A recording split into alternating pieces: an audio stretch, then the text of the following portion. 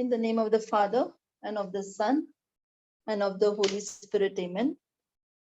Heavenly Father, in the name of Jesus, we thank you, we praise you, we love you, and we bless you. Thank you, Lord, that as you have taught us from your promises, from your scriptures, that everything has been provided to us. We are the righteousness of God, and everything has already been added unto us. For you said, Lord, seek first the kingdom of God. And Lord, as we are seeking you more and more, we are seeing that our lives have become a supernatural life, a godlike life, a life where there is nothing missing and nothing broken. Thank you, Lord, for this grace, for this mercy that you have bestowed upon us. O Holy Spirit of God, as we are going more deeper to learn about how can we make our prayer, we ask you, O Holy Spirit of God, to take over, to take control of every word that comes out from my mouth. May it be a word from you. We declare that it is a word from you. Thank you, Holy Spirit, that as you are teaching us, we are going to learn everything very fervently and keep it in our hearts forever. And thank you, Holy Spirit, as written in John 14:26. You are bringing to our remembrance everything that we have learned in any part of our life at the right moment, at the right time. This we ask in the most mighty and glorious name of Jesus. Amen, amen, and amen. Thank you, Jesus. Praise you, Jesus. Amen. Okay. So yesterday we learned on how to make the right prayer. Okay. And in that right prayer, I used a scripture that said, Jesus said, it is finished. And now, when I keep that word in front of me, now, whenever I ask, suppose if I want a home, now when I say I want a home means when I remember that particular verse that Jesus said it is finished, so I say, thank you, Lord, I got the home. Thank you, Lord, that I've got the best place to stay. Thank you, Lord, I've got 2 BHK or 3 BHK, whatever your desire is. Thank you, Lord, I've got the best vicinity. I've got the best neighbors, godly neighbors, God-fearing neighbors, and everyone favor me. Thank you for sending the right people at the right time. Thank you for preparing the blacksmith who will help me to find, who has helped me to find the right place. Okay, so now we, while speaking, yes, we have to think and speak the way I was speaking now, because we all got a nature of speaking of the future. So even before completing your sentence, when you know that your sentence is going in the future tense, try to make it in the past or try to make it in the present tense. Okay, so when you make your statement in the past, in the present, means either the work has, you have believed the work has already been done, or either the work is being done. For example, if you are going to go to meet an authority, you are going to say, thank you, Lord, that your favor is with me, not was with me, because you're going to meet the authority. Thank you, Lord, that the Spirit of the Lord is upon the authority and he has signed the papers and he is giving it in my hands. So you are speaking the present tense, because you are going to go there and you know that when you, as soon as you reach, he has kept the papers ready and he is ready to just waiting for me. So there's a prayer on this also. Okay, the prayer goes like this. I request you all to write it down. Okay, Be attentive, because only when you write it down, you are attentive. Always keep in mind. Even if you scribble, it's okay, but write it down. Do make some sentences, because then your mind is totally attached to what I'm saying, your heart and your mind. So when you go to an authority, and now when you speak, are you all getting any disturbance from my side? The noise? No, sister. Okay, thank you. No. Yeah, because the fan is on, so I just asked. Little go So slow, when, sister, for us to write. no, just try to pick it up as I'm speaking, sister, because then it Yeah, will become that 5 will be hours agree. over here. Yeah, just pick it up. Sandra also Okay. wrote for you. Okay. So when we go to the authorities, the time we need to speak our faith and say, thank you, Jesus, that as I am approaching the place, first of all, cover that place first. Always we've got the best with us. Cover that place with the precious blood of Jesus. Always cover the place with the precious blood of Jesus. Every wall, every chair, every pen, every pencil, whatever those people are using, anything, desk, everything, computer, laptop, anything, cover it with the most precious blood of Jesus. Okay? Cover the people with the most precious blood of Jesus. And now, as you say, thank you, Lord, that as I'm approaching and I see the places, I cover it in your most precious blood. And thank you, Lord, that as I go, the papers which are supposed, the papers which I need, or the passport which I need, or the residence visa which I need, or the medical report which I need, whatever I need, whatever is for me, thank you, Lord, that it has already been prepared for me, and the authority is moving in action and telling the staff to give it to me as soon as I reach. They are waiting to give the papers in my hand. So now you are speaking your faith. You are speaking your faith.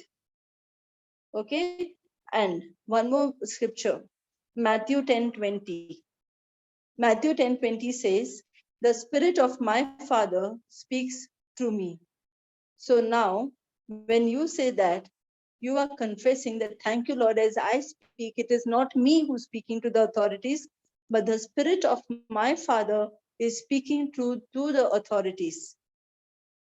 Okay, so now you have covered them with the precious blood of Jesus. You have said that the Spirit of the Lord is upon them. When you are speaking, you are saying that the Spirit of my Father is speaking through me.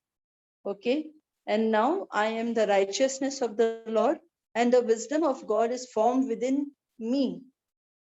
I have got the mind of Christ. And thank you, Holy Spirit, for bringing to my remembrance everything that I ought to speak, that I have learned, or what I ought to speak. So now when you are telling the Holy Spirit, so you are making a prayer of faith.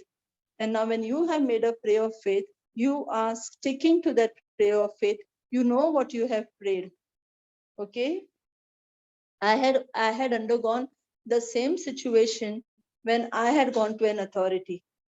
I had to go and meet a person who, like, in one of the government offices, and literally that person, I seen how he's taking money from somebody else.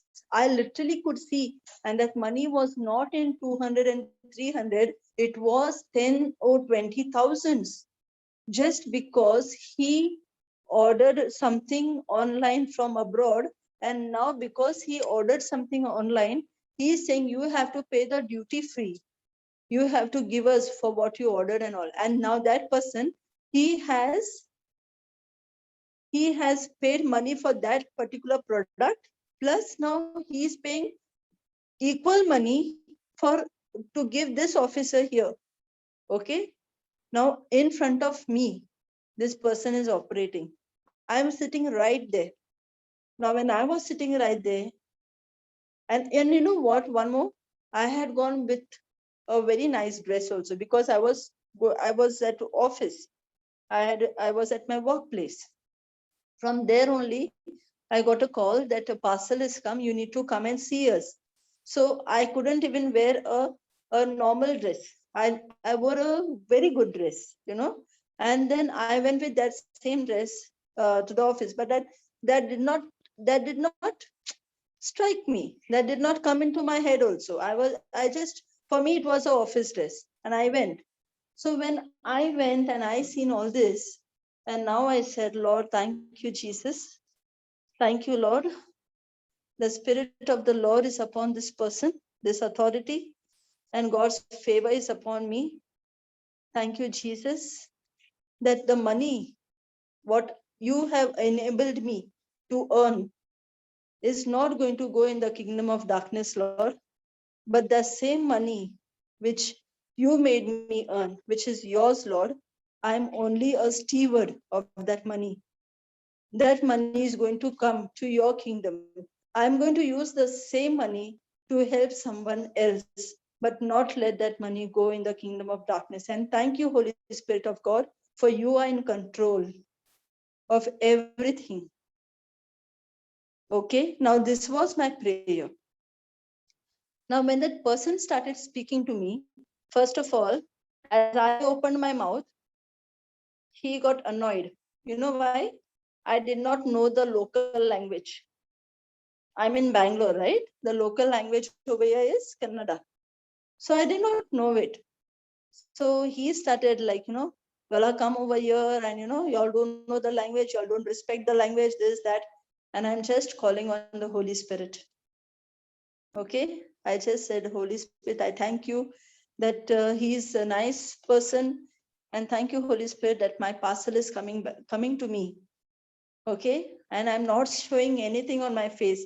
There is no anger, no nothing, just normal, and I'm smiling. So he's saying, okay, I'll for what you have come here, I need to go and check it, this, that, So I said, okay. So he called one of his officers. He said, go with madam, open the bag, see what is there in the bag and everything. And thankfully, nothing was there. It was just because I had come from abroad, I couldn't get all my clothes while I was coming. So it was only my suitcase that came behind me. Okay, so there were old clothes only. So they made me open and all. They seen it and all. And now I came to my desk again, to his desk again. When I came, now he's telling me, because it's old clothes, I thought he'll tell me like, you'll have to either not pay, or either he'll tell me like, you pay just minimum, like 1,000 or something, because according to them, I need to pay some duty free fee or something. So I said, okay, now I don't know what he'll say. Suddenly he's saying you'll have to pay 10,000. I said, what? My full expression of my face changed. I said, what are you saying? So I said, sir, they are used clothes. I said, it's only come. So he's saying, no, but it is our duty. You need to pay it. So I told him, I called my husband. I said, Ronald, let's do one thing. Let's leave this bag here. It will help them.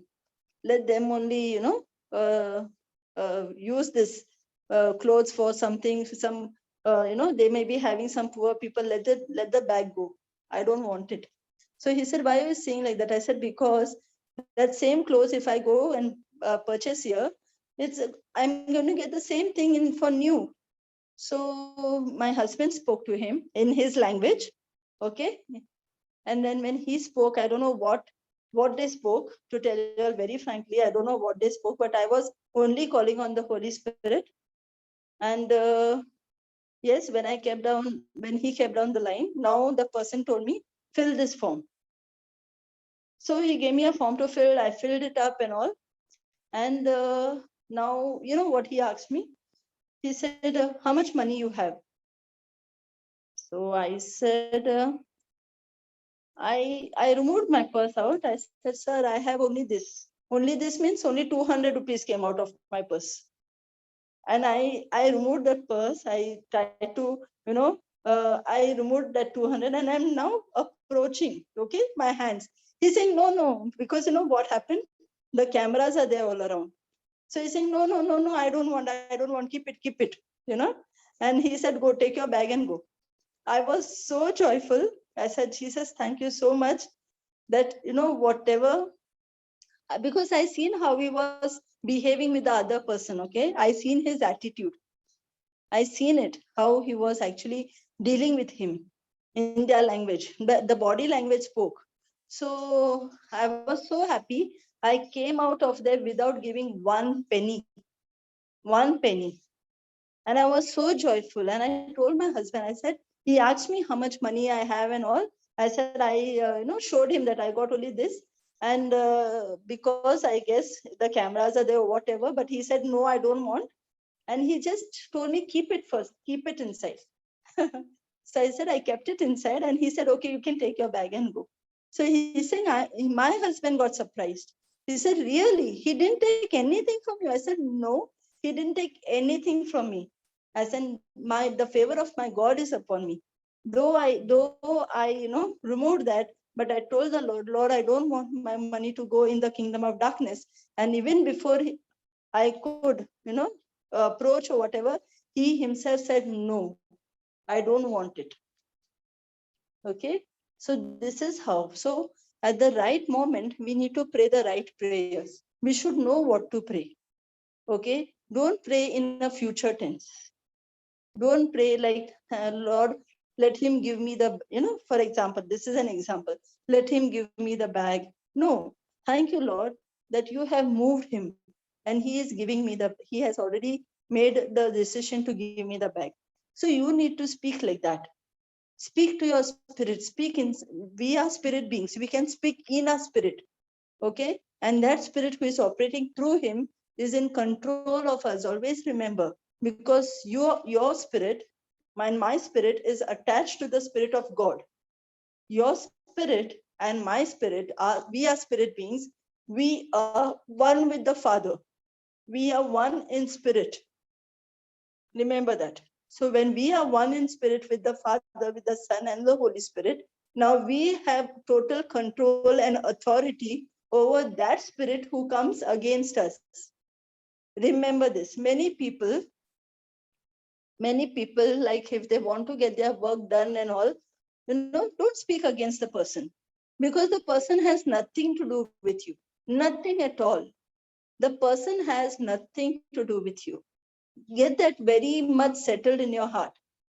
It is that spirit. So when you take authority and you rebuke that spirit and you say, I command you in the name of Jesus out of this person. As I told you many a times that once a customer had come totally angry at my bank, totally angry.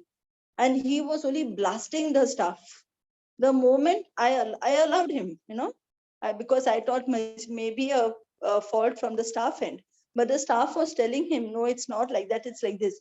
The customer literally was fighting and arguing, and his voice was raised up for nearly now 5 minutes. Now, once I seen that, and once I seen my staff is trying to make him understand, now I told the Holy Spirit of God, without opening my mouth, okay, I'm on my desk only.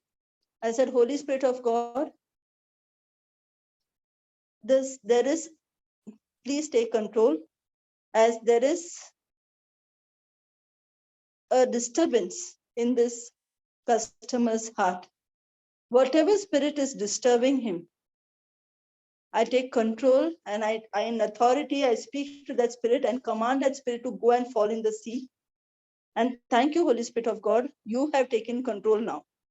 The moment I said it, within 2 minutes, within also 2 minutes, that man apologized to my staff. And he said, I'm so sorry. You are trying to make me understand this. And now I realize this. So we are in control. Always remember, never subdue yourself.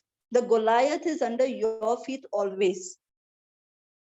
Always remember, never give in, never say this is not in our hands. It's not going to happen. The moment even the doubt comes now, it will really not happen. And that is what the Lord is saying. Do not doubt in your heart.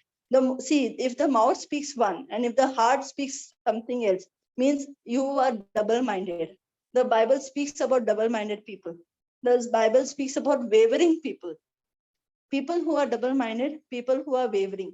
You will never get what you want. Never. If you are going to operate in two kingdoms, I'm very sorry to tell you all, you are not getting anything from the Lord.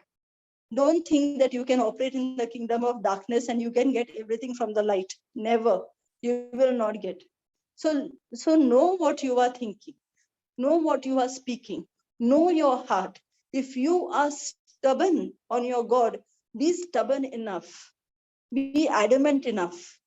Because the Lord is very true and he's faithful to his words. He will never ever go. That is, it's written that my words will never go void. It will accomplish for what it is sent. Okay. So for that also, we need to also not be in guilt. Let not the evil, let not the you for any guilt of yours, for anything that you have done wrong. Repent and come to the Lord. Because many a times people cannot pray. I'll tell you all why. People cannot pray what they want. People doubt. Okay? It's only because of a guilt. It's only because of a guilt. They doubt themselves. They doubt their prayers. Is it going to happen? Is God angry on me because I did that? Because I said that? But if you are asking forgiveness from your heart, Lord, I did it. I'm sorry. I'm very sorry. I repent. The moment you repent from your heart, not only by your mouth, but from your heart, now the Lord looks at you and he is a forgiving Father. He will always embrace you. Always. He will never say, don't even look at me. Don't talk to me. He will embrace you. But the repentance has to come. Now, when the repentance is come, now when you pray, now you are confident enough that as I have been forgiven, okay, the Lord is hearing to everything that is coming out of my mouth. Many people, they do not get their manifestations because of this. It is like I am praying the scriptures. I am praying according to the scripture, but I'm not getting because I had done something wrong. Never do something that is going, and purposely, please don't do anything wrong. That is a request. Don't go to do things. Many people are there, and I was one of them. Let me put my hand up. Because when I was in the world, I used to always think I can sin how much I want. You know why? I can go in a confession and I can just say sorry. That was my ignorance. And that is what Hosea 4:6 says, that my people are destroyed for lack of knowledge. If you do something purposely, first of all, it is not called as repentance. You are doing purposely because you're taking your God for granted. Please do not take your God for granted just because he's lenient, just because he embraces you when he comes, when you come back to him. Don't take him for granted. Let us pay attention on all this. This all is also very important when we pray. Okay. So whenever we pray, take those scriptures, take the relevant scriptures, keep it in front of you. For example, just before I could join this call on the Zoom, I was ministering to some people. And when I ministered, there was one of the girl who got her job, a new job from tomorrow. And she has to keep her baby in the daycare center also. So when I had to tell her about to make a prayer, now I gave her scriptures because she didn't know much. So I helped her. So first take down scriptures, whatever is relevant for your situation. Write down those scriptures. Take a labor to write those scriptures down. Okay. And now